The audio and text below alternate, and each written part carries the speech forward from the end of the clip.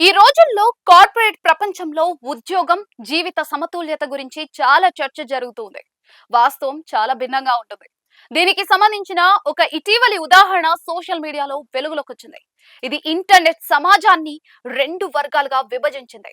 Company వ్యవస్థాపకులు తమ ఉద్యోగుల అంకిత భావాన్ని, అభిరుచిని విపరీతంగా ప్రశంసిస్తూ ఉండగా నెటిజన్లు మాత్రం తీవ్ర ఆగ్రహంతో ఊగిపోతూ ఉన్నారు.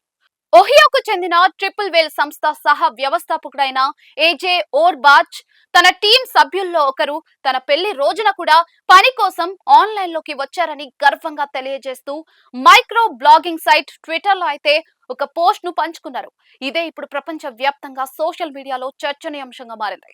అతను తనకు ఉద్యోగికి మధ్య జరిగిన సంభాషణకు సంబంధించిన స్క్రీన్ షాట్ ను సైతం పంచుకున్నారు. అది ఈ విధంగా ఉంది. ఓబార్చ్, మీరు ఎలా ఉన్నారు అని అడిగారు. దానికి ఉద్యోగి, అంతా బాగానే ఉంది, ఈ ఉదయం నాకు పెళ్ళైంది, ఆ తర్వాత రోజే మళ్ళీ ఆన్లైన్ వర్క్ లోకి వచ్చాను అని సమాధానం ఇచ్చాడు. ఉద్యోగి కష్టాన్ని ప్రజలు ప్రశంసిస్తారని ఓబార్చ్ భావించాడు. కానీ ఆ చర్య బెడిసి కొట్టింది. సోషల్ మీడియాలో తీవ్ర వ్యతిరేకత వెలువెత్తడంతో ఉద్యోగిపై ఎలాంటి ఒత్తిడి పెట్టలేదని ఆయన వివరణ ఇచ్చుకునే ప్రయత్నం చేశారు. అతను సెలవును ఆమోదించాడు.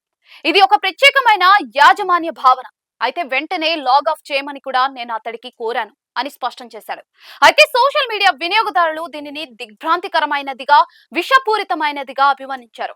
ఒకరేమో పెళ్లి రోజున ఒకరిని పనికి ఎలా పిలుస్తారు అని రాశారు. మరొకరేమో ఇప్పటి వరకు చూసిన పోస్టుల్లో ఇదే అత్యంత చెత్తది, మీరు సిగ్గుపడాలి అని రాసుకొచ్చారు. ఇంకొక వినియోగదారుడు, ఎవరైనా తమ పెళ్లి రోజున పని చేయడానికి సిద్ధంగా ఉంటే అది గొప్పగా చెప్పుకోవాల్సిన విషయం కాదు అని రాసుకొచ్చారు.